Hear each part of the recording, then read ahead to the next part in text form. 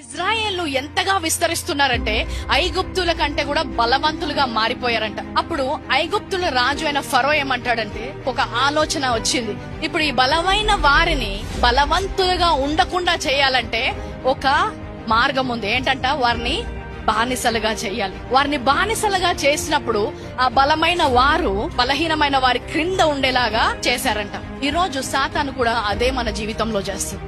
ఈ రోజు నువ్వు సాతాను కంటే బలవంతుడు. ఎందుకంటే క్రీస్తులో నీకు సమస్త విజయాన్ని ఇచ్చాడు, సమస్తానికి పైగా ఉంచాడు.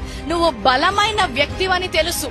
ఈ బలమైన వ్యక్తి బలముతో ఉండొద్దంటే ఏం చేయాలంట, బానిసలుగా చేస్తున్నాడు. బానిసలుగా ఏదైనా ఒక అలవాటుకో లేకపోతే ఏదైనా అడిక్షన్స్ కో దేనికో ఒక దానికి బానిసలుగా చేసినప్పుడు నువ్వు బలవంతుడు అయినప్పటికీ కూడా దాన్ని జయించలేకుండా ఉంటున్నావు. ప్రతి క్రైస్తవుడు సాతాను యొక్క బంధకములోంచి విడుదల నొందాలి.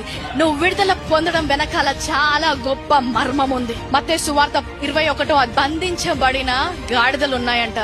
ఆ గాడిదలను విడిపించండి అంటున్నాడంట. ఎందుకు విడిపించాలి అంటే ప్రభువుకి కావాలి అంట. ఈ రోజు కూడా ఆ బానిసత్వంలోంచి, ఆ పాపములోంచి మీరు ఏదైతే జయించలేకపోతున్నారో దాని నుంచి విడిపించాలనుకుంటున్నాడు. కేవలము పరిశుద్ధులుగా జీవించడానికి మాత్రమే కాదు, కానీ వారు ప్రభువుకి అవసరమై ఉన్నారంట. ఏసెక్కిన గాడిద ఏమైపోయింది, సూపర్ స్టార్ అయిపోయిందంట. ఎందుకంటే ఈ గాడిద మీద యేసుక్రీస్తు. సో నీ జీవితం కూడా బంధించబడి ఉంటే ఆయన కృప ద్వారా విడుదల చేయడం మాత్రమే కాదు, గాని ప్రభువు నిన్ను వాడుకోబోతున్నాడు.